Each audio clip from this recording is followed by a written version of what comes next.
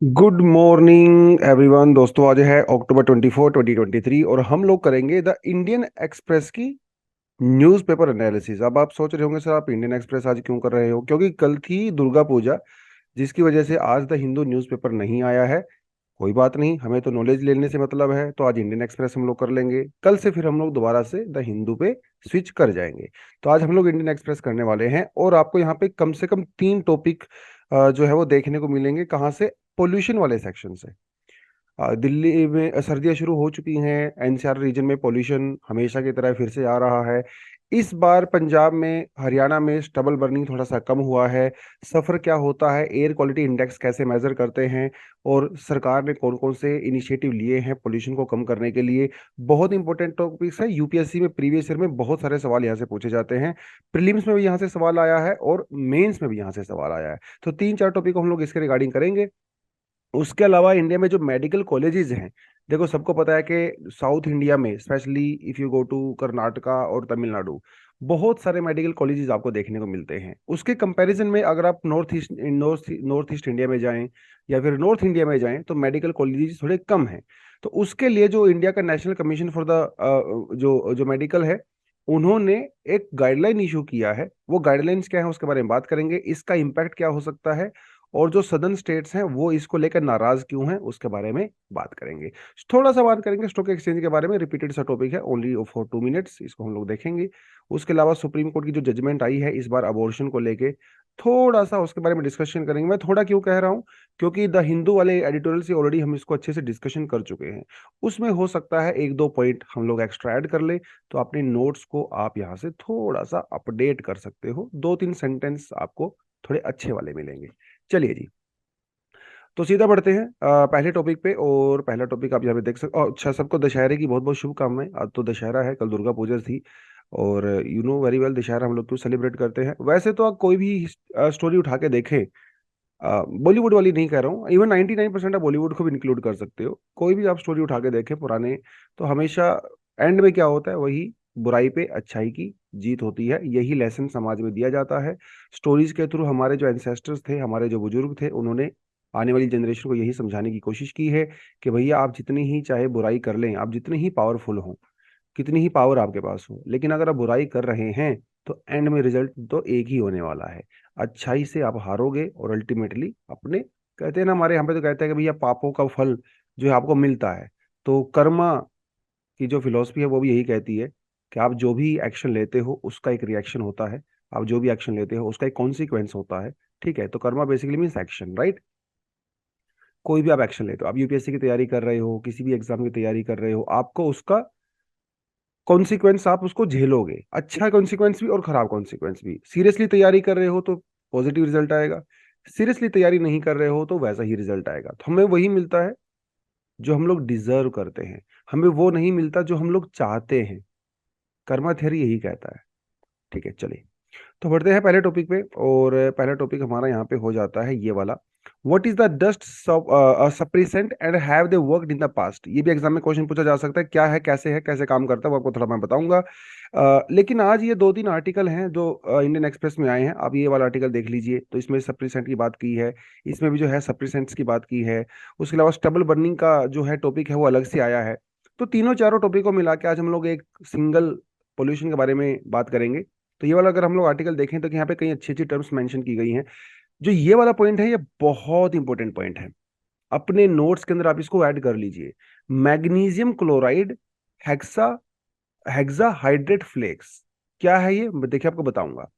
अगर आप दिल्ली में रहते हो, दिल्ली में विजिट करते हो, तो ये इस तरह के आपको ना एक इंस्ट्रूमेंट से देखने को मिलेंगे। एक मशीन सी है ये, और आप जैसे कि यहाँ पे देख ही सकते हो पिक्चर में, यहाँ से क्या हो रहा है, वाटर वेपर्स को स्प्रे कर रहे हैं हम लोग। एयर में वाटर वेपर को स्प्रे कर रहे हैं। क्यों स्प्रे कर रहे हैं? क्योंकि बहुत सारे जो डस्ट पार्टिकल्स हैं जो हवा में हैं, इन वाटर वेपर से के साथ वो मिक्स होके हैवी हो जाते हैं और वो सरफेस पे आ जाते हैं, जिसकी वजह से एयर के अंदर पोल्यूशन कम हो जाता है। स्पेशली जो PM 2.5 है, सॉरी PM 10 जो है वो स्पेशली, और PM 10 है वो थोड़ा बहुत, वो कम हो जाता है, पोल्यूशन कम हो जाता है। तो इसको हम लोग क्या कह रहे हैं, इसको हम कह रहे हैं, इसे हम लोग कह रहे हैं सप्रीसेंट। सप्रीसेंट का मतलब ये है, इसे डस्ट सप्रीसेंट इसलिए कहते हैं कि ये सप्रेस करता है।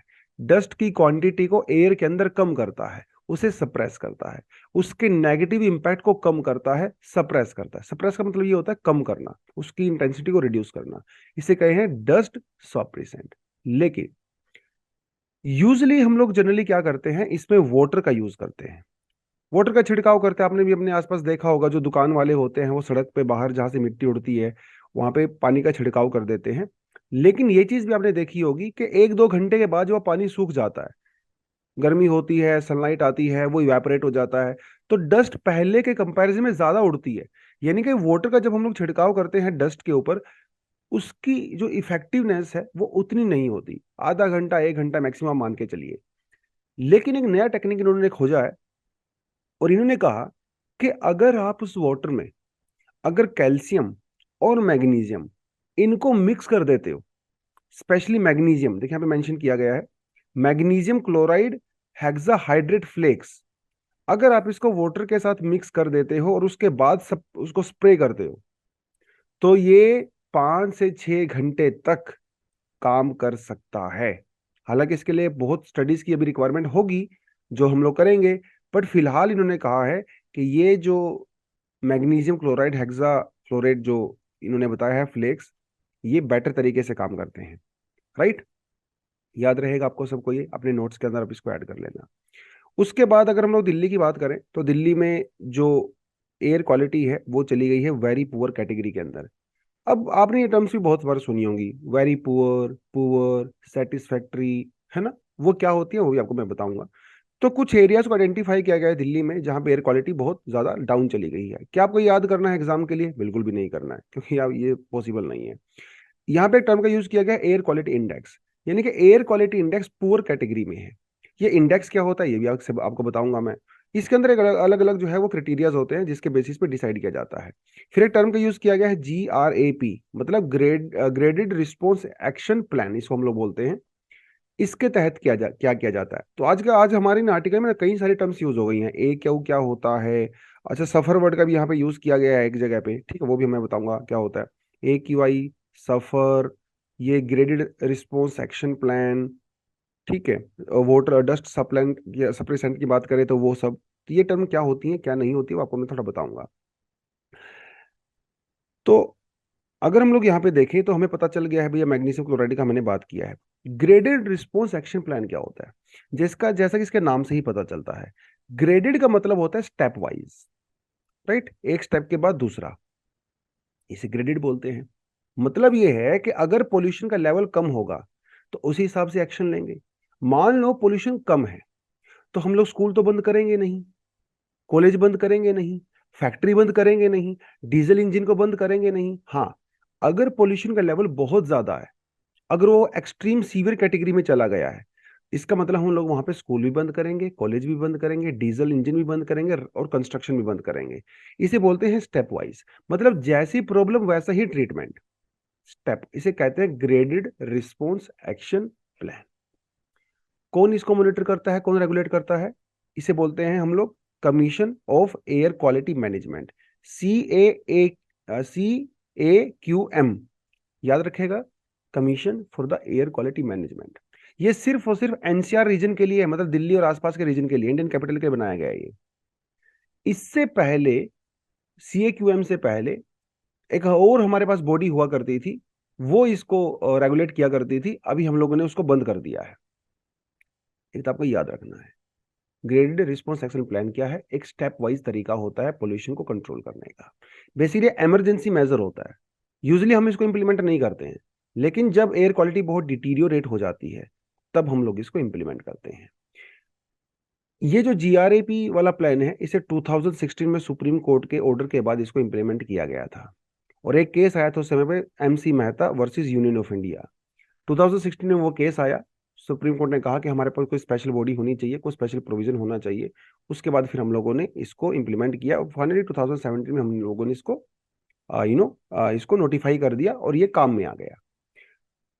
तो आसपास के जो एरिया है दिल्ली के आसपास के, उत्तर प्रदेश, दिल्ली, हरियाणा, राजस्थान, ठीक है, इन सारी गवर्नमेंट के साथ कोलैबोरेट किया जाता है, और इन स्टेट्स का जो पोल्यूशन बोर्ड है, स्टेट पोल्यूशन कंट्रोल बोर्ड, उनके साथ मिलके कुछ डिसाइड किया जाता है कि भाई कैसे हम लोग इसको करेंगे नहीं करेंगे, और पूरी तरह से एक साइंटिफिक अप्रोच जो है इसके लिए लिया जाता है, तब हम लोग ये काम करते हैं। अब आपको कैसे पता चलेगा कि कब कौन सा स्टेप लेना है? उसके लिए तो हमें एयर क्वालिटी का स्टैंडर्ड पता होना चाहिए, उसकी क्वालिटी पता होनी चाहिए। उसके लिए हमारे पास होता है ये वाला, कहाँ गया, air quality index. Air quality index ये डिसाइड करता है कि पोल्यूशन का लेवल कितना है, कम है, ज्यादा है, बीच का है, मीडियम है, डिसाइड करता है। और इस पोल्यूशन को मेजर करने के लिए हम लोग क्या करते हैं, PM10, PM2.5, nitrogen dioxide, sulphur dioxide, carbon monoxide, ground level ozone, ammonia और लेड, ये 8 पोल्यूटेंट्स होते हैं जिनको हम लोग कंसिडर करते हैं। इनके बेसिस पे डिसाइड होता है कि किसी पर्टिकुलर एरिया की जो है वो क्वालिटी कैसी है एयर की। और इसको डिसाइड किया जाता है इस तरह के कलर कॉम्बिनेशन में। किधर गया कलर कॉम्बिनेशन? कलर कॉम्बिनेशन ये रहा, देखिए, ठीक है। देखो, ग्रीन कलर दिखाया गया है good, satisfactory, moderately polluted, poor, very poor और सीवियर। ये कैटेगरी होती है जब हम लोग GRAP की बात करते हैं। इनके जब अगर क्वालिटी गुड है तो कोई भी एक्शन लेने की रिक्वायरमेंट नहीं है। अगर क्वालिटी सेटिस्फैक्ट्री है तो कोई भी एक्शन लेने की जरूरत नहीं है, मतलब सब कुछ ठीक चल रहा है। लेकिन अगर येलो है, अगर ऑरेंज है, अगर रेड है, या मरून है, मतलब डार्क रेड है, उस केस में हम लोग एक्शन यहाँ पे लेते हैं। One very important point for the prelims, वो क्या है? तो ये वाला है, कार्बन मोनोऑक्साइड और ओजोन। कार्बन मोनोऑक्साइड और ओजोन, मतलब ये और ये जो दो पोल्यूटेंट्स हैं, ये पोल्यूटेंट 8 घंटे के ड्यूरेशन में मेजर किए जाते हैं। जबकि जो बाकी के बचे हुए PM10, PM2.5, NO2, SO2, NH3, PB मतलब लेड, ये 24 आवर के एवरेज में मेजर किए जाते हैं। Very very important for the prelims. Carbon monoxide और ओजोन 8 आवर्स, बाकी के 6 24 आवर्स। इसके बेसिस पे डिसाइड किया जाता है गुड है, सेटिस्फैक्ट्री कैसा है, कैसा नहीं है। ठीक है। अब अगर मान लो वो पुअर है, या वेरी पुअर है, या सीवियर है, तो क्या क्या हम लोग एक्शन लेंगे, वो भी तो डिसाइड किया जाना चाहिए। और ये जो भी हम लोग एक्शन लेंगे इसको रिसेंटली रिवाइज किया गया है। स्टेज 1, पुअर कैटेगरी अगर आपके शहर में एयर है तो हम लोग क्या करेंगे? हम लोग, सुप्रीम कोर्ट ने क्या कहा कि जो डीजल इंजन है, जो पेट्रोल व्हीकल्स हैं, जो 10 साल से पुराने हैं, आप उसको दिल्ली में अलाउ नहीं करोगे अगर कैटेगरी पुअर है। अगर कैटेगरी वेरी पुअर है तो हम लोग क्या करेंगे? तब हम लोग उन खास हॉटस्पॉट्स को आइडेंटिफाई करेंगे जहां पे पोल्यूशन इतना ज्यादा है, और वहां पे जैसे हम लोग OD1 भी चला सकते हैं, रात को कंस्ट्रक्शन बंद कर सकते हैं, दिन में कंस्ट्रक्शन बंद कर सकते हैं, रात को चला सकते हैं। अगर कैटेगरी बहुत सीवियर है, मतलब अगर वहां पे एयर क्वालिटी इंडेक्स 4.1 से लेके 450 तक हो चुका है, तो फिर हम लोग क्या करेंगे? दिल्ली में जो BS3 पेट्रोल इंजन है, जो BS4 जो डीजल इंजन है, उनको पूरी तरह से बंद कर देंगे। यहाँ पे तो इवन कुछ एरियाज में स्कूल भी बंद हो सकते हैं, जो 5वीं क्लास के प्राइमरी स्कूल होते हैं, बंद कर देते हैं। अगर क्वालिटी बिल्कुल सीवियर प्लस है, मतलब एकदम हद पार हो गई है, तब हम लोग क्या कर सकते हैं? जो 4 व्हीलर्स हैं, दिल्ली के बाहर के हैं, उसको दिल्ली में अलाउ नहीं करेंगे। हाँ, इलेक्ट्रिकल व्हीकल को कर सकते हो, पानीपत वालों को आप, राजस्थान वालों को अलाउ नहीं करोगे। CNG व्हीकल को अलाउ कर सकते हो, कोई दिक्कत नहीं है। सिर्फ और सिर्फ BS6 वाले इंजन ही इन दिल्ली में अलाउ होंगे। ये है बिल्कुल सीवियर कैटेगरी। OD1 भी आप यहाँ पे चला सकते हो, जो दिल्ली में चलाया भी जाता है। जो दिल्ली के आसपास के थर्मल पावर प्लांट्स हैं, आप उनको बंद कर सकते हो। जो ईंट बनाने की जो भट्टियां होती हैं, किल जिसको बोलते हैं, आप उसको बंद कर सकते हो। तो जैसा जैसा मतलब आपके पास प्रॉब्लम है, वैसा ही आप सॉल्यूशन इसके लिए डिसाइड करते हो। That is called graded response action plan. Step wise हम लोग इसको लेते हैं। पहले जैसे मैंने आपको बताया, फिलहाल ये जो इम्प्लीमेंटेशन होती है वो CAQM के द्वारा होती है। CAQM से पहले ये जो पूरा इम्प्लीमेंटेशन किया जाता था, वो environment pollution prevention and the control authority, EPCA जिसको कहते हैं। UPSC में मेंस में यहाँ पे सवाल ऑलरेडी आ चुका है। 2018 में क्वेश्चन आया था, यहाँ पे 17 में सॉरी आया था क्वेश्चन। यहाँ से ऑलरेडी आ चुका है एग्जाम में क्वेश्चन। ये स्पेशली NCR के लिए, यानी कि दिल्ली कैपिटल रीजन के लिए इसको बनाया गया था। सुप्रीम कोर्ट के कहने पे ये बना था, ये स्टैट्यूटरी बॉडी नहीं थी। लेकिन फिलहाल जो हम लोगों ने CAQM बनाया है, ये स्टैट्यूटरी बॉडी है, मतलब इसके पास पावर थोड़ी सी पहले के कंपैरिजन में ज्यादा है। ठीक है जी। जैसे मैंने यहाँ पे डाला भी था कुछ, हाँ। तो ईपीसी के बारे में थोड़ा सा पढ़ सकते हो। ये 1998 में सुप्रीम कोर्ट के कहने पे सरकार ने एक बॉडी बनाई थी, लेकिन अभी इसको रिप्लेस कर दिया गया है सीएक्यूएम के द्वारा। तो थोड़ा थोड़ा आपने इसको याद रखना है, क्योंकि पोल्यूशन एक बहुत बड़ा टॉपिक है, तो मैं आपको थोड़ी थोड़ी इन्फॉर्मेशन ही यहाँ पे दे पा रहा हूँ। ठीक है, ये पुराना सभी कंटेंट है। अगर आप हमारी क्लासेस रेगुलर बेसिस पे करते हो तो आपको शायद ये आपके पास पहले से होगा। अगर नहीं है तो कोई बात नहीं, मैंने इसको दोबारा से यहाँ पे ऐड कर दिया है। और भी कुछ इनिशिएटिव हैं जो सरकार ने लिए हैं पोल्यूशन को कम करने के लिए, आप यहाँ पे देख सकते हो। स्मोक टावर्स, ये टॉपिक हम लोग प्रीवियसली कर चुके हैं। ये वाला टॉपिक अभी हम लोगों ने नहीं किया, ये सेल्फ स्टडी के लिए, एक्चुअली पूरा स्लाइड मैंने सेल्फ स्टडी के लिए डाला है। क्योंकि 1 2 3 4 5 6 7 8 9 10 11 12 और 13, ये 13 जो इनिशिएटिव हैं, सभी के बारे में आपको डिटेल अपनी कलेक्ट करनी है, नोट्स बनाने हैं, क्योंकि इंपॉर्टेंट है। जिनमें से जिसके ऊपर ज्यादा नोट्स बनाने हैं वो है ये वाला ग्रेडेड रिस्पॉन्स एक्शन प्लान, जो ऑलरेडी हम लोग कर चुके हैं। अगर आपको फ्यूचर में कोई और आर्टिकल आता है इसके बारे में तो डेफिनेटली हम अपने नोट्स को अपडेट करते रहेंगे। जो ये वाले बाकी जो टॉपिक हैं वो बहुत ज़्यादा इंपॉर्टेंट नहीं है, तो इसकी थोड़ी सी इन्फॉर्मेशन आपको चाहिए। नेशनल क्लीन एयर प्रोग्राम के बारे में थोड़ा सा फैक्चुअल इन्फॉर्मेशन आप गैदर कर लीजिए। BS6 व्हीकल्स कैसे काम करते हैं, इंडियन स्टैंडर्ड जो है वो किस तरह से हम लोगों ने क्यों इसको इम्प्लीमेंट किया है, थोड़ा सा आप इसको मेंस के परस्पेक्टिव से करें। टर्बो हैप्पी सीडर्स छोटा सा टॉपिक है। सफर अभी हम लोग करेंगे, बताऊंगा आपको क्या होता है। एयर क्वालिटी इंडेक्स वगैरह हम लोगों ने यहाँ पे देख लिया है। प्रधानमंत्री उज्ज्वला योजना भी आप जो है देख सकते हो। सफर क्या है? सफर ये वाला सफर नहीं है जो आप सोच रहे हो। सफर एक एयर क्वालिटी को फोरकास्ट करने का तरीका होता है। तो इसकी फुल फॉर्म होती है system of air quality forecasting and the research. क्या करता है? एयर क्वालिटी को मेजर करता है और रियल टाइम में करता है। इसकी सबसे बड़ी खास बात यह है, रियल टाइम में मतलब उसी टाइम लाइव मैच चलता है ना जैसे क्रिकेट का, वैसे ही सफर रियल टाइम आपको मेजरमेंट देता है। इनके 7 बजे, 8 बजे, हर टाइम तो बड़े बड़े डिस्प्ले लगे होते हैं।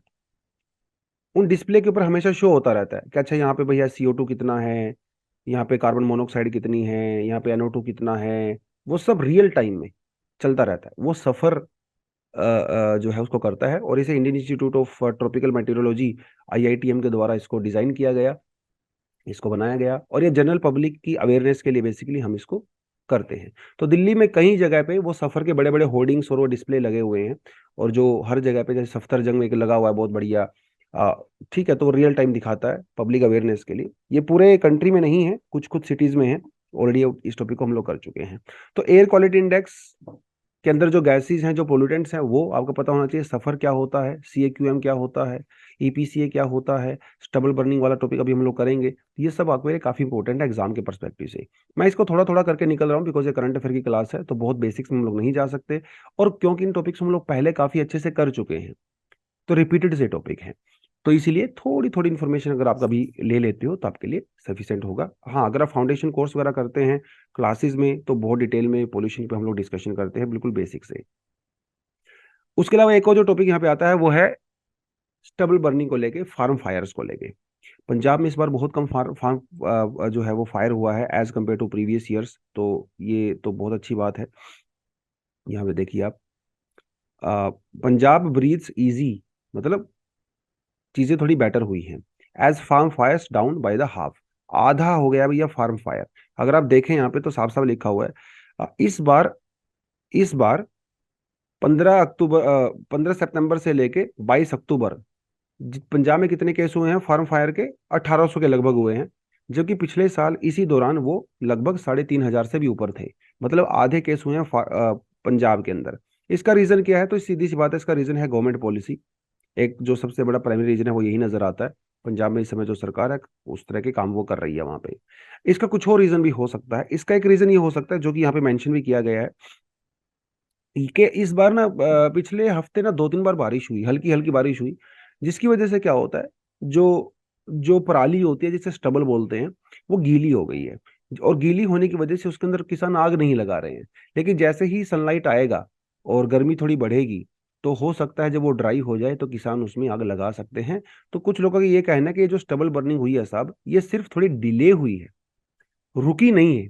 अब वो देखना रहेगा रुकी है नहीं रुकी है बाद की बात है, लेकिन फिलहाल तो ये नजर आता है कि स्टबल बर्निंग के केस थोड़े कम हुए हैं।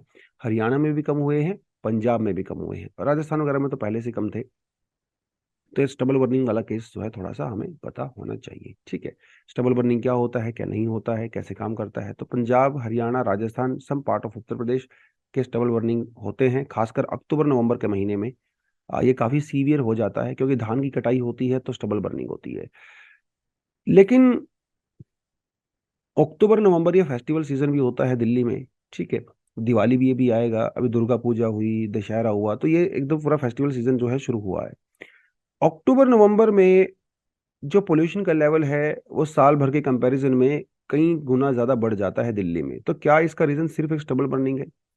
अब ये कह सकते हो कि देखिए वैसे भी यूजली दिल्ली एनसीआर रीजन में पोल्यूशन काफी ज्यादा रहता है, लेकिन इस दौरान अक्टूबर नवंबर के महीने में स्टबल बर्निंग की वजह से जो एक्स्ट्रा पोल्यूशन होता है उसका 40% जो क्रेडिट है वो एक्चुअली वो स्टबल बर्निंग को जाता है।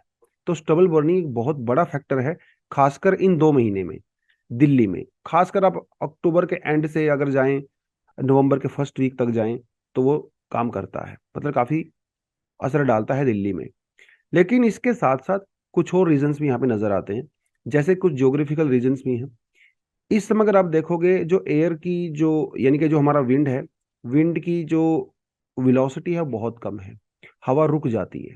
उसकी वजह से जब एयर स्टेबल होती है, रुक जाती है, तो पोल्यूटेड्स ट्रैप हो जाते हैं। यस। दूसरी बात, अगर आप मॉर्निंग में देखें तो मॉर्निंग में थोड़ा बहुत यहाँ पे फोग स्टार्ट हो गया है। तो फोग क्या करता है? पोल्यूटेंट्स को ट्रैप करता है। पोल्यूटेंट्स को फोग ऊपर की तरफ उठने नहीं देता, मतलब वो राइज नहीं हो पाती है। फॉग की वजह से एयर भारी हो जाती है। जो आपके वाटर मॉलिक्यूल्स हैं, जो वाटर वेपर्स हैं, वो कंडेंस हो जाते हैं, जिसकी वजह से पोल्यूटेंट्स उनके अंदर ट्रैप हो जाते हैं और ग्राउंड के नजदीक रहते हैं, तो पोल्यूशन लेवल अपने आप ही बढ़ जाता है। तो ये भी एक बहुत बड़ा रीजन इसका नजर आता है यहाँ पे, क्योंकि क्या होता है ना, रात भर ग्राउंड ठंडा हो जाता है, तो जिसे हम लोग टेम्परेचर इन्वर्जन भी बोलते हैं।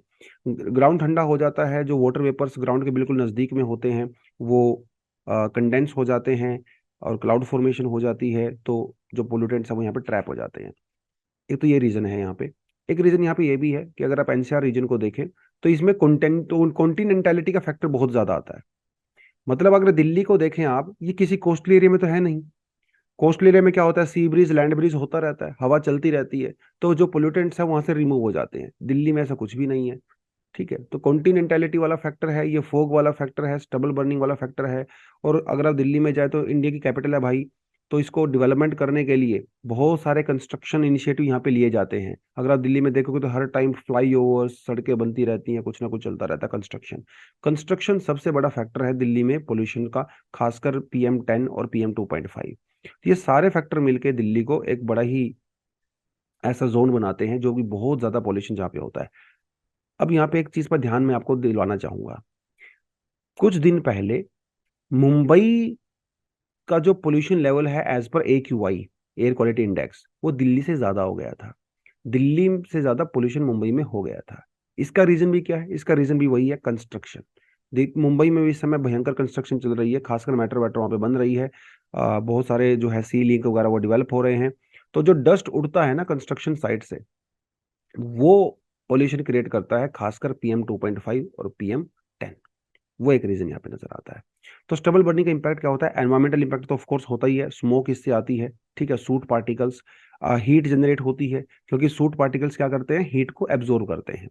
सोल इरोजन और कंपैक्शन वो भी इससे जो है हो सकता है, क्योंकि जब स्टबल बर्निंग होती है आपके खेत में क्या होता है, ये जो स्टबल होती है ये मिट्टी को जकड़ के रखती है, लेकिन आपने ये तो उखाड़ दिया, यहाँ से जला दिया इसको। सोइल जो है वो बिल्कुल बैरन हो जाती है, नेकिड हो जाती है। तो जब बारिश वारिश होती है या आप इसमें पानी डालते हो तो सोइल इरोजन को भी लीड करता है, तो सोइल की क्वालिटी जो है वो डिटीरियोरेट होती है ऑफ कोर्स। एग्रीकल्चर इंपैक्ट तो होता ही है, हमारी सोइल से जो है ऑर्गेनिक कंटेंट रिमूव हो जाता है बिकॉज आपने इसको जला दिया। इंपॉर्टेंट जो न्यूट्रिएंट्स हैं, मिनरल्स हैं, उनका लॉस होता है ऑफ कोर्स इसकी वजह से। और उसके अलावा जो हमारे जो माइक्रो ऑर्गेनिजम्स ऑर्गेनिजम्स होते हैं, जो हेल्प करते हैं हमारी क्रॉप्स को ग्रो करने में, नाइट्रोजन फिक्सेशन करने में, वो मर जाते हैं, जल जाते हैं, रिमूव हो जाते हैं, तो हमारी ओवरऑल एग्रीकल्चर प्रोडक्टिविटी यहाँ पे डेफिनेटली कम होती है। हेल्थ इंपैक्ट की बात करें तो आईज नोज थ्रोट वगैरह जलन होती है दिल्ली में। मैं काफ़ी समय से दिल्ली में नहीं रह रहा था, अभी दिल्ली में आया हूँ 2-3 दिन पहले, तो भाई गला जलना स्टार्ट हो गया है मेरा, आंखों में जो है वो पानी रहने लग गया है। तो ये वो दिल्ली वालों के लिए होता है, तो हेल्थ के ऊपर काफ़ी नेगेटिव इम्पैक्ट होता है। जो न्यूरोलॉजिकल डिसीज इससे होते हैं, कार्डियोवास्कुलर रेस्पिरेटरी डिसीज डेफिनेटली यहाँ से होते हैं, एस्थमा ब्रोंचाइटिस, वो लंग कैपेसिटी आपकी कम है, कम हो जाती है, तो वो सब अनफॉर्चुनेटली यहाँ पे होता है। स्टबल बर्निंग को कर्टेल करने के लिए कौन कौन से इनिशिएटिव लिए गए हैं, जैसे कि वो हम लोग बात कर चुके हैं। AQ की आप बात कर सकते हो, CAMQ की आप बात कर सकते हो, EPCA की आप बात कर सकते हो, ग्रेडेड रिस्पॉन्स एक्शन प्लान की आप बात कर सकते हो। वो सब इनिशिएटिव जो है हम लोगों ने लिए हुए हैं, जो कि यहाँ पे मेंशन किए भी गए हैं। ठीक है, उसके अलावा हमारे जो कुछ लीगल एक्शन आप ले सकते हो, IPC का सेक्शन इंप्लीमेंट कर सकते हो, बेसिकली सेल्फ स्टडी के लिए थोड़ा सा है। बाकी हैप्पी सीडर्स, रोटावेटर्स, ये सब हम लोगों ने टेक्नोलॉजी का जो है इन्वेस्टमेंट किया है। आपको याद भी होगा जब हम लोग लास्ट ईयर भी किया था हम लोगों ने टॉपिक बायोडिकम्पोजर टेक्नोलॉजी। मैं एक्सपेक्ट कर रहा था कि यहाँ से यूपीएससी क्वेश्चन पूछेगा, हालांकि अब तक पूछा नहीं है, बट मुझे काफी इंपॉर्टेंट लगता है। ये एक एक डीकम्पोजर है जो कि इंडियन एग्रीकल्चर रिसर्च इंस्टीट्यूट के द्वारा डेवलप किया गया है। तो हम इसमें क्या करते हैं, इसमें जो स्टबल होती है, जो स्ट्रॉ होते हैं, मतलब जब धान की कटाई के बाद आप उसके ऊपर इसको क्या करते हो, इसको छिड़काव करते हो, इसको इसको आप जो स्प्रे करते हो, तो थोड़े टाइम के बाद वो डीकम्पोज हो जाता है और वो हमारी सोइल के अंदर ही as a biological agent mix हो जाता है। सोइल की फर्टिलिटी तो बढ़ती ही है, साथ के साथ पॉल्यूशन भी कम होता है। ठीक है, तो ये सब चीज हम लोगों ने लिया। उसके अलावा स्टबल के बहुत सारे यूज हम लोग कर सकते हैं, कैटल फीड के लिए यूज कर सकते हैं, जो थर्मल पावर प्लांट्स हैं उनके अंदर हम लोग स्टबल का यूज कर सकते हैं as a fuel.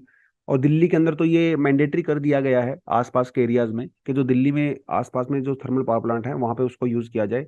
At least 20% stubble से पावर उनको मिलना चाहिए। तो ये सब इनिशिएटिव हम लोगों ने लिए हैं। उसके अलावा जो दिल्ली की गवर्नमेंट है वो आसपास की स्टेट गवर्नमेंट के साथ मिलकर भी जो है वो इनिशिएटिव लेती है, बातचीत करती है। और एक्चुअली ये सबसे बड़ा चैलेंज भी है इम्प्लीमेंटेशन में। इतने सारे इनिशिएटिव सरकार ले रही है, आप सोच के देखिए 1998 में हम लोगों ने EPCA बनाया था, और उसके बाद हम लोगों ने डीजल इंजन को बंद कर दिया था, 10 साल से पुराने जो होते हैं। उसके बावजूद भी पोल्यूशन दिल्ली में कम हो क्यों नहीं रहा है, या फिर और क्या क्या चैलेंजेस हैं। तो सबसे बड़े चैलेंज यहाँ पे एक्चुअली एडमिनिस्ट्रेशन और गवर्नेंस का ही है। और आप यहाँ पे देखेंगे पोल्यूशन को कंट्रोल करने के लिए कम से कम हम लोगों ने बहुत 50 इनिशिएटिव ले लिए हैं, कितनी सारी रेगुलेटरी बॉडी हम लोगों ने बना दी है। तो जिसकी वजह से क्या होता है ना, ओवरलैपिंग ऑफ फंक्शन हो जाती है, इतनी सारी मिनिस्ट्री रेगुलेटरी बॉडीज हो जाती हैं, कोई भी ढंग से काम नहीं कर पाती है। यहाँ पे ये बहुत बड़ी समस्या है हमारे यहाँ पे। उसके अलावा जब फेडरल स्ट्रक्चर की अगर आप इंडिया में बात करें, तो दिल्ली में अलग सरकार है, आसपास के स्टेट्स में अलग अलग गवर्नमेंट्स होती हैं, आपस में कोलैबोरेट करती नहीं है, कोऑपरेट करती नहीं है, अल्टीमेटली लोगों को भुगतना पड़ता है। ये भी यहाँ पे बहुत बड़ा इशू आता है। उसके अलावा जो बायो डिकम्पोजर की हम लोगों ने बात किया, ये अभी हम लोग ने एक्सपेरिमेंटल पर्पज के लिए इसको यूज कर रहे हैं, लेकिन बहुत ज्यादा जो है इसका इम्पैक्ट नजर नहीं आता है। खासकर अगर बारिश वारिश हो जाती है तो आप जैसे ही उसको स्प्रे करते हो वो रिमूव हो जाता है। ये दिक्कतें हमारे यहाँ पे डेफिनेटली हैं। MSP की अगर बात करें, क्योंकि अभी सरकार क्या करती है, ज्यादातर हमारा फोकस किसके ऊपर होता है, वीट के ऊपर होता है और राइस के ऊपर होता है। तो राइस का क्योंकि सरकार अच्छा खासा MSP देती है, तो इसलिए किसान राइस को ग्रो कर रहे हैं, पैडी को ग्रो कर रहे हैं। अगर कि सरकार दूसरी फसलों को भी प्रमोट करेगी, ऑल्टरनेटिव क्रॉप्स को, तो डेफिनेटली लोग जो है कम कल्टीवेट करेंगे पैडी को, तो पोल्यूशन ऑटोमेटिकली कम हो जाएगा। भैया ना बजेगा, ना रहेगा बांस, ना बजेगी बांसुरी, तो जब राइस फील्ड ही नहीं रहेंगे तो स्टबल भी नहीं रहेगा और वो सब भी नहीं होगा। उसके अलावा जो फाइन्स वगैरह सरकार के द्वारा डिसाइड किए जाते हैं वो कलेक्ट नहीं किए जाते। सीधी सी बात है भैया, वो फार्मर का मुद्दा है। तो अगर कोई फार्मर स्टबल बर्निंग करता भी है तो बहुत स्ट्रिक्टली गवर्नमेंट उसको इम्प्लीमेंट नहीं करती है। ठीक है, क्योंकि फार्मर को लेके काफी सेंसिटिव होती है सरकार।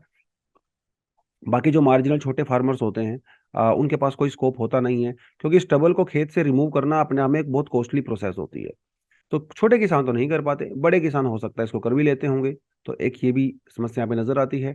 फाइनेंशियल इंसेंटिव सरकार की तरफ से ज्यादा दिया नहीं जाता है। मान लो सरकार अगर हर पर एकड़ में 500 रुपये भी देती है, 1 एकड़ से स्टबल को रिमूव करने के लिए कम से कम 2,000 रुपये लगते हैं।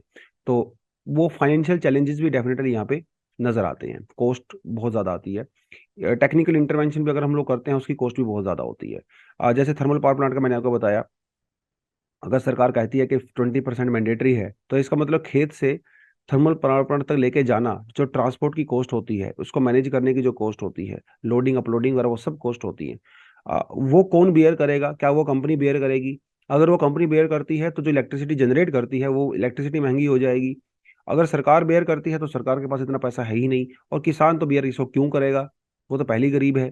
तो ये इतनी सारी चैलेंजेस हैं हमारे पास, इसलिए वजह से ये चीज़ें जो है प्रॉपर इंप्लीमेंट अनफॉर्चुनेटली नहीं हो पाती हैं। सॉल्यूशन घुमा फिरा के वही आता है, जितनी प्रॉब्लम है वो सब सॉल्यूशन हमको लोगों को देखने पड़ेंगे।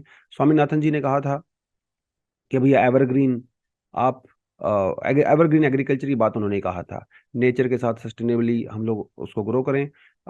थोड़ा सा सरकार आगे आए, थोड़ा सा किसान जो हैं वो आगे आए, तब जाके काम होगा। जितने भी स्टेक होल्डर्स हैं सब यहाँ पे आए। तो बेसिकली बात वही है, स्टिक और कैरेट का की बात यहाँ पे होती है। हमेशा सरकार स्टिक और कैरेट पॉलिसी का यूज करती है। कैरेट का मतलब ये है कि आप किसानों को इंसेंटिव दीजिए, अवेयरनेस फैलाइए, तो किसान अपने आप ही स्टबल बर्निंग को कम करना कम करेंगे। अगर किसानों को आप अच्छे से बता सकते हो कि इसका क्या क्या नुकसान होता है, अगर उनको कन्विंस कर सकते हो तो क्यों करेंगे। लेकिन स्टिक भी जरूरी है। जो प्रावधान कानून में दिए हुए हैं अगेंस्ट स्टबल स्टबल बर्निंग के, आप उनको अच्छे से इंप्लीमेंट कीजिए। तो स्टिक और बैरन पॉलिसी यहाँ पे यूज होनी चाहिए। ठीक है जी, चलिए। The uneven spread of the medical colleges, debate over regulators new guidelines. ये टॉपिक क्या है? पर टॉपिक ऐसा है कि भाई जो हमारी एनएमसी है, मतलब नेशनल मेडिकल कमीशन है, इसने अगस्त में एक गाइडलाइन इशू किया, और जिसमें उन्होंने ये कहा कि देखिए डब्ल्यूएचओ क्या कहता है, पहले तो आपको ये बता दूं। डब्ल्यूएचओ ये कहता है कि 1 मिलियन 1 मिलियन लोगों पे क्या होना चाहिए, एटलीस्ट 100 मेडिकल सीट्स होनी चाहिए। मतलब 1 मिलियन पॉपुलेशन पे 100 मेडिकल सीट्स होनी चाहिए। ये डब्ल्यूएचओ का स्टैंडर्ड है। इंडिया में ये नहीं है। हाँ, कुछ सदर्न स्टेट्स में है, बाकी देश में नहीं है। तो एनएमसी ने ये कहा कि क्योंकि डब्ल्यूएचओ ऐसा कहता है, और इंडिया में क्या हुआ, कुछ स्टेट्स में बहुत ज्यादा मेडिकल कॉलेज हैं, कुछ स्टेट में एक भी नहीं है। अभी रिसेंटली नागालैंड का पहला मेडिकल कॉलेज ओपन हुआ है, जिसके अंदर 100 सीट्स जो है वो आई हैं। तमिलनाडु में तो हजारों सीटें हैं मेडिकल कॉलेजेस में। तो इंडिया में मेडिकल सीट्स को लेके और मेडिकल कॉलेजेस को लेके बहुत ज्यादा अनइक्वल डिस्ट्रीब्यूशन है। कहीं पे बहुत ज्यादा हो गए, कहीं पे बहुत कम हो गए हैं। उसको ध्यान में रखते हुए एनएमसी ने क्या कहा, एनएमसी ने यह कहा कि भाई ऐसे स्टेट्स जहां पे ज्यादा मेडिकल कॉलेज हैं, वहां पे हम लोग नए मेडिकल कॉलेज को अप्रूव नहीं करेंगे। ठीक है, पर मिलियन 100 सीट्स मेडिकल की होनी चाहिए। अगर आपके पास स्टेट में ऑलरेडी इतनी हैं, तो we will not allow you to open new medical colleges, और we will not allow to you to increase the medical seats in the existing colleges. अब भाई सही सीधी सी बात है, सदर्न स्टेट्स तो नाराज होंगे, खासकर कर्नाटका, अगर तमिलनाडु वगैरह में वहां पे जाओ। कुछ स्टेट जो है इसके लिए खुश हैं, क्योंकि उनके कॉलेज उसको स्टेट्स के अंदर कुछ नए कॉलेज ओपन यहाँ पे डेफिनेटली होंगे। अगर आप इस टेबल को देखें, पौंडीचेरी, अंडमान निकोबार, तेलंगाना, मणिपुर, कर्नाटका, तमिलनाडु, केरला, हिमाचल प्रदेश, चंडीगढ़, गोवा और आंध्र प्रदेश में यहाँ पे सरकार की लिमिट से ज्यादा मेडिकल कॉलेज है। अगर आप उत्तराखंड, गुजरात, जम्मू कश्मीर, महाराष्ट्र, मिजोरम, दिल्ली, हरियाणा, पंजाब, ये सबसे नीचे जाइए, झारखंड, बिहार और मेघालय में, यहाँ पे तो आप समझ लीजिए मेडिकल कॉलेज है ही नहीं। -75। मतलब अगर वहां पे 10 सीट 100 सीट्स होनी चाहिए, तो वहां पे सिर्फ 25 है। As per population, as per population Bihar, Jharkhand और मेघालय में सबसे कम मेडिकल सीट्स हैं। तो देश में मेडिकल सीट्स और कॉलेजेस का ये जो रीजनल डिस्पैरिटी है वो कम हो, और इक्वालिटी आए, यूनिफॉर्मिटी आए, उसके लिए एनएमसी ने ये सब किया है। ठीक है जी। हालांकि पिछले 9 सालों में हमारे देश में जो मेडिकल की जो सीट्स हैं ऑलमोस्ट डबल हुई हैं। उसके बावजूद भी अभी भी यार, इतना बड़ा देश है हमारा, बहुत सारे डॉक्टर्स की हमें रिक्वायरमेंट है। ये पूरा रीजन है। मतलब एक अगर आप समरी इसकी बात बात करें, समरी ये है कि साहब, क्योंकि हमारे देश में रीजनल डिस्पैरिटी बहुत है। कुछ रिच स्टेट्स हैं, कुछ एबल स्टेट्स हैं, जहाँ पे बहुत सारे मेडिकल कॉलेज हैं, बहुत सारी मेडिकल सीट्स हैं। तो डेफिनेटली वहाँ के जो बच्चे होंगे वो वहाँ पे पढ़ेंगे, और वो डॉक्टर बनेंगे, सर्व करेंगे खुद को भी समाज को भी। लेकिन कुछ रीजन्स ऐसे हैं, कुछ स्टेट्स ऐसे हैं, जहाँ जो पुअर हैं, इंफ्रास्ट्रक्चर पुअर है, पॉपुलेशन जो है बहुत हेल्दी नहीं है, वहाँ पे उनको सुविधाएं चाहिए लेकिन उनको मिल नहीं पाती हैं, क्योंकि वहाँ पे मेडिकल कॉलेज ही नहीं है और सीट्स ही नहीं है। उस डिस्पैरिटी को दूर करने के लिए एनएमसी ने ये गाइडलाइन इशू किया। इसका इम्पैक्ट आप समझ ही गए होंगे क्या होगा। सदर्न स्टेट्स तो गुस्सा है भाई, खासकर तमिलनाडु, कर्नाटका, क्योंकि वहाँ पे मेडिकल को लेके बहुत अवेयरनेस है लोगों में, काफ़ी ज़्यादा लोग वहाँ पे मेडिकल कॉलेजेस में एडमिशन लेते हैं, जबकि बिहार वगैरह में ऐसा नहीं है। तो इससे क्या होगा, डिस्पैरिटी की बजाय जो है वो यूनिफॉर्मिटी आएगा। झारखंड में, बिहार में जो आउट माइग्रेशन होता है वो नहीं होगा। अभी मतलब बिहार के बच्चे, झारखंड के बच्चे वो महाराष्ट्र में, तमिलनाडु में, कर्नाटक में पढ़ाई करने जाते हैं, तो वो नहीं होगा। और जो यहाँ की जनता है उनको मेडिकल फैसिलिटीज मिलेंगी, डॉक्टर्स मिलेंगे, तो वो इम्प्रूवमेंट होगा, तो रीजनल जो डिस्पैरिटी है वो कम होगी। ठीक है, ये थोड़ा आपको आइडिया होना चाहिए। सेंसेक्स निफ्टी 1% नीचे गिर गया because of the Israel Hamas conflict. ठीक है, दो रीजन है यहाँ पे, दो रीजन हैं। एक है इजराइल इजराइल हमास कन्फ्लिक्ट, और दूसरा है यूएस के अंदर इंटरेस्ट रेट का इंक्रीज होना। दो रीजंस की वजह से हमारा स्टॉक एक्सचेंज जो है डाउन चला गया है।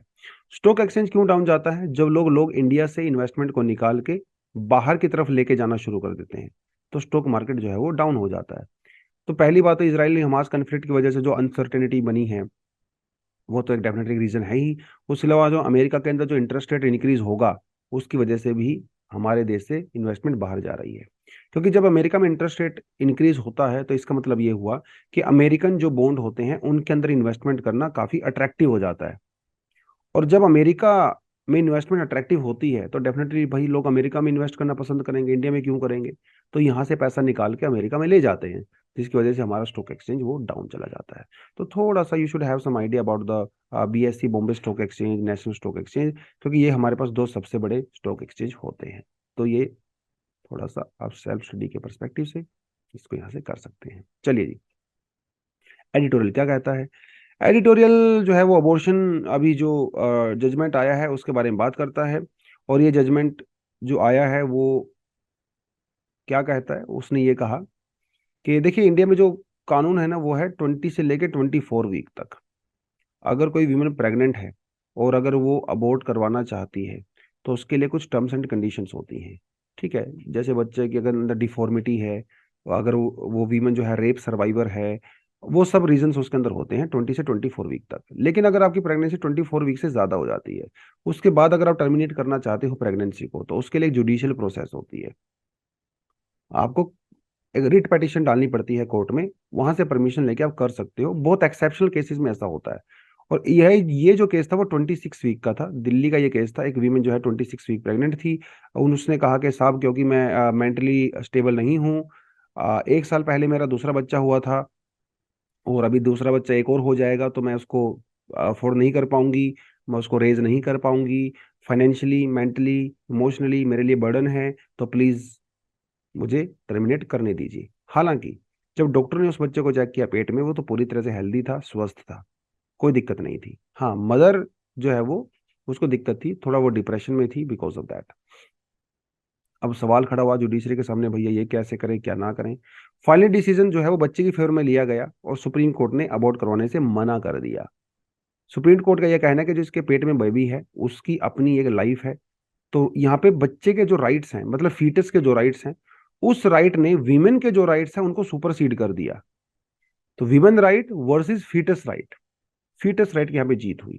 और इसका एक रीजन जो है, आप अमेरिका में भी जा सकते हो। अमेरिका में थोड़े समय पहले ही एंटी अबॉर्शन जो प्रोटेस्ट है वो काफी ज्यादा हो रहे थे, और वहां पे भी अबॉर्शन को मना कर दिया गया। तो ऐसा कहा जा रहा है कि इंडिया में ये जो जजमेंट आया है, ये अमेरिकन जजमेंट से प्रभावित होके ही यहाँ पे आया होगा। हालांकि कोर्ट ने ऐसा मेंशन नहीं किया है, बट स्टिल ऐसा कुछ लोगों का यहाँ पे मानना है। और बाकी ये कहानी मैं आपको बता चुका हूँ 24 वीक वाली। शुरुआत में क्या हुआ, इसी केस में कोर्ट ने टर्मिनेशन अलाउ कर दिया था।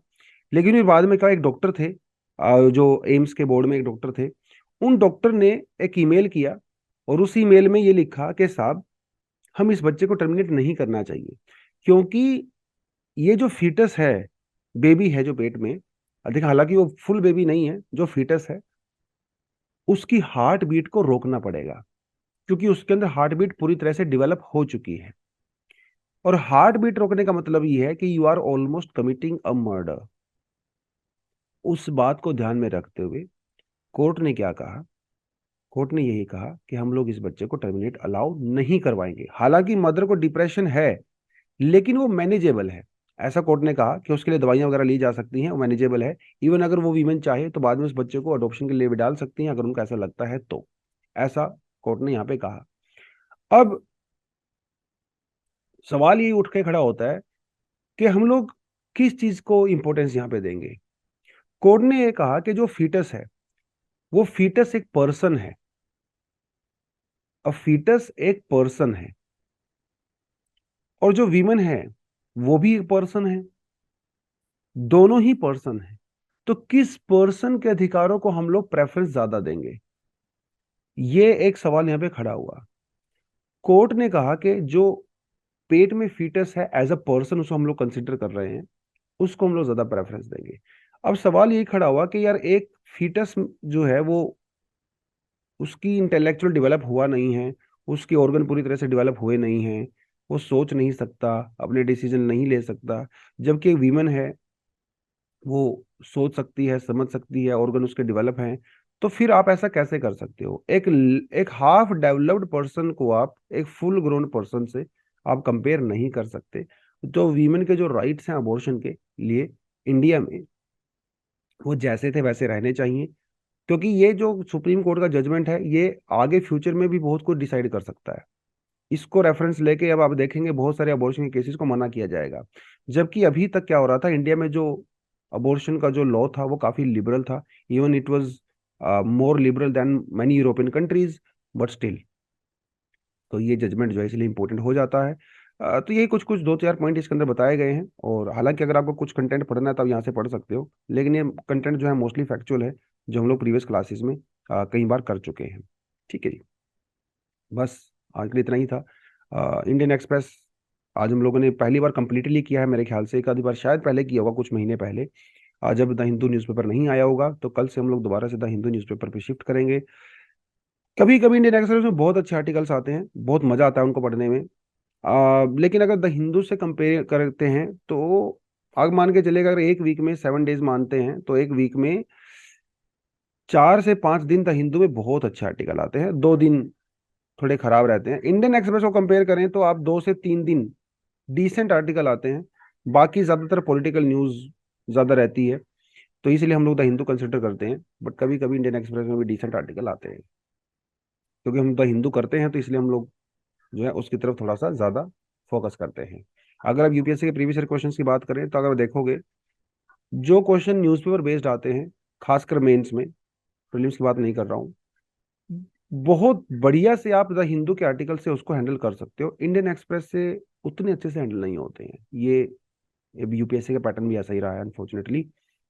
तो इसीलिए हम लोग द हिंदू ही को प्रेफर करेंगे। कल से फिर से हम लोग वहां पे जाएंगे। कभी कभी अगर मुझे ऐसा लगेगा इंडियन एक्सप्रेस का आर्टिकल बहुत इंपॉर्टेंट है तो मैं उसको वहां पे इंक्लूड कर देता हूँ। ठीक है, तो चलिए आज के लिए इतना ही है। Thank you very much, all the best, जय हिंद, जय जवान, जय किसान।